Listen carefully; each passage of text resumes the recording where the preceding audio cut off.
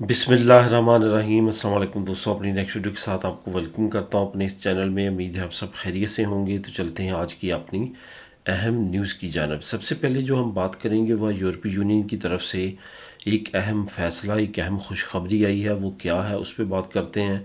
Germany की तरफ से इमिग्रेंट्स के लिए अहम फ़ैसला और कुछ अहम खुशखबरी है। इसके साथ साथ एक एयरलाइन है जो कि एक बहुत ज़बरदस्त ऑफ़र लेके आई है। इससे पहले किसी एयरलाइन ने शायद इतनी अच्छी ऑफ़र नहीं दी, जो आप लोगों के साथ मैं शेयर करूंगा। आप भी इससे फ़ायदा उठा सकते हैं। इसके बाद ओवरसीज़ पाकिस्तानियों के लिए कुछ नया होने जा रहा है पाकिस्तान में। वो क्या है, उससे हम किस तरह फ़ायदा उठा सकते हैं, इस पे तफसीली बात करेंगे। सबसे पहले तो यूरोपीय यूनियन की तरफ से एक अहम फ़ैसला किया गया है जो कि काफ़ी ज़्यादा अहमियत का हामिल है और हमारी ज़िंदगियों पे डायरेक्टली और इनडायरेक्टली बहुत बड़े असरात छोड़ेगा। वो फ़ैसला है कि जो फाइज़र ने नई मेडिसिन निकाली थी, जिसको अमेरिका ने भी अप्रूव कर लिया है, साथ साथ बरतानिया में भी इसको अप्रूवल मिल चुकी थी। अब जो यूरोपियन मेडिसिन एजेंसी है उसने भी इसको अप्रूव कर दिया है। ये टैबलेट्स हैं, गोलियां हैं, जो कि आप खाएंगे तो आपका जो कोरोना का मर्ज़ है वो जाता रहेगा। ये 95% से भी ज़्यादा जो है वो आप पे अफेक्टेड है, यानी कि पॉजिटिव रिज़ल्ट देता है। बहुत अच्छी खबर है। इससे ये साबित होता है कि इंशाल्लाह ताला जो WHO ने कहा था कि 2022 में इसको काफ़ी ज़्यादा कंट्रोल होने की ज़रूरत है, वो अल्लाह ताला के फजल करम से हो सकता है कि पहली छमाही में या दूसरी छमाही में कोरोना वायरस जो है वो बिल्कुल इस तरह से डिक्लेयर कर दिया जाए जिस तरह से नॉर्मल एक बुखार और नाजमल नज़ला और ज़ुकाम का मर्ज़ होता है। यही वजह है कि स्पेन ने भी इसको फ्लू डिक्लेयर कर दिया, जिसके बाद अब इस पर एमरजेंसी ख़त्म हो जाएगी। इसके साथ साथ आपको बताता चलूँ कि कतलूनिया में डिस्को नाइट क्लब को ओपन कर दिया गया है।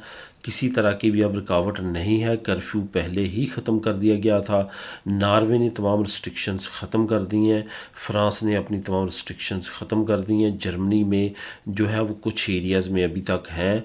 इटली में कुछ एरियाज़ में है, लेकिन ओवरऑल यूरोपीय यूनियन में काफ़ी पॉजिटिव रिज़ल्ट्स आ रहे हैं और तमाम रिज़ल्ट्स को देखते हुए तमाम ममालिक जो है वो रिस्ट्रिक्शंस कम कर रहे हैं। इसके साथ साथ जो कनाडा, अमेरिका और साउथ अमेरिकन कंट्रीज़ हैं और एशियन कंट्रीज़ हैं, वहाँ पे भी दबाव काफ़ी ज़्यादा कम हो रहा है। उसकी सबसे बड़ी वजह यही है कि ओमिक्रॉन, डेल्टा और नॉर्मल जो कोरोना वायरस था उसको काफ़ी ज़्यादा कंट्रोल कर लिया गया है।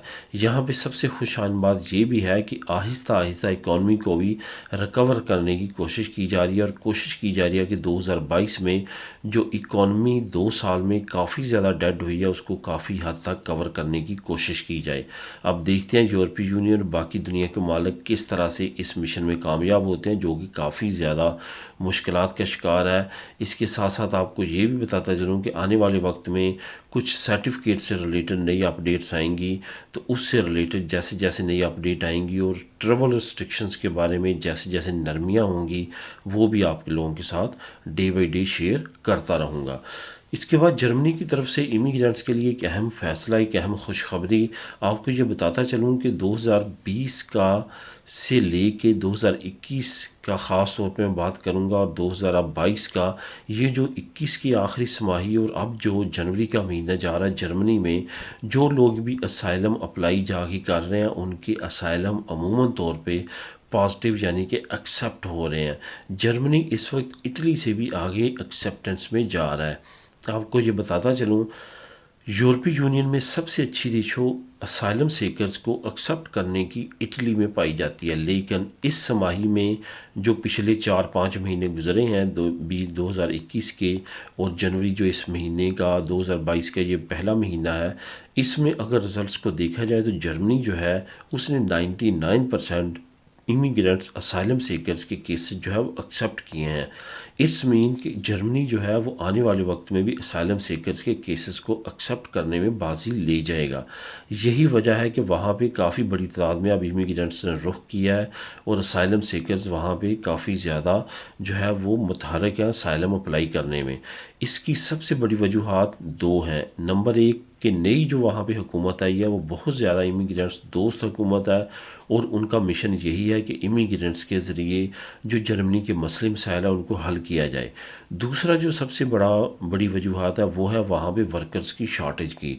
यही वजह है कि वहाँ पे अफरादी क़ुव्वत कम होने की वजह से जर्मनी का टारगेट है कि जो इमिग्रेंट्स भी आते हैं उनको ये तहफ़्फ़ुज़ दिया जाए कि उनको लीगल काम करने के राइट मिलें। यही वजह है कि वो असाइलम एक्सेप्ट करते हैं और साथ आपको काम की इजाज़त देते हैं, जिसके बाद आप उनकी जो लेबर मार्केट है उसकी कमी पूरी करने में उनकी मदद करते हैं।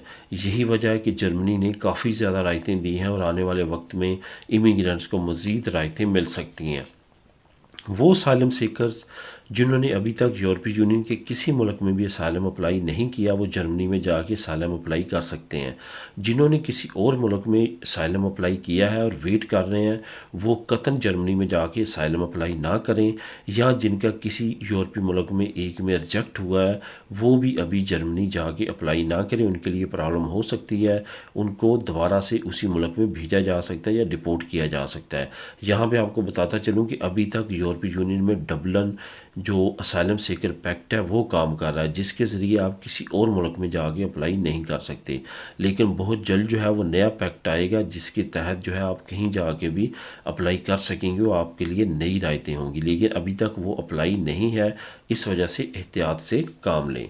इसके बाद हम बात करेंगे एक अहम एयरलाइन। आपने रयान एयरलाइन का नाम तो सुना होगा, जो काफ़ी ज़्यादा मुतहरक है यूरोपीय यूनियन के अंदर, स्पेशली इंग्लिश कंट्रीज़ आयरलैंड और यूके से वो सफ़र करते हैं दूसरे यूरोपीय मुल्क की तरफ, क्योंकि ये एक आयरिश एयरलाइन कंपनी है, ये आयरलैंड की है और ये काफ़ी ज़्यादा जो है चीफ फ़्लाइट्स आपके लिए मुहैया करती है। इसको एक नई प्रॉब्लम का सामना करना पड़ा जिसका इन्होंने हल निकाला है।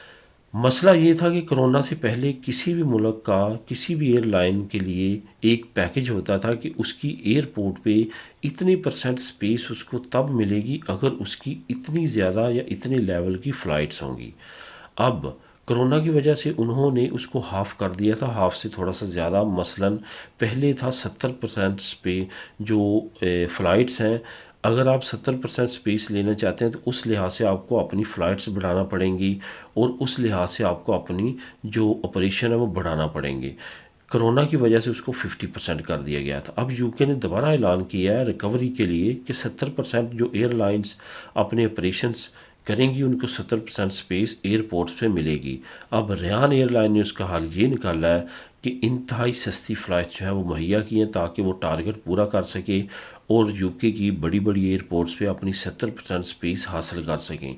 इसके लिए उन्होंने 3-3 पाउंड की टिकट्स भी लगाई हैं, 2-2 पाउंड की टिकट्स भी लगाई हैं और इंतहाई सस्ती इस वक्त टिकट्स हैं।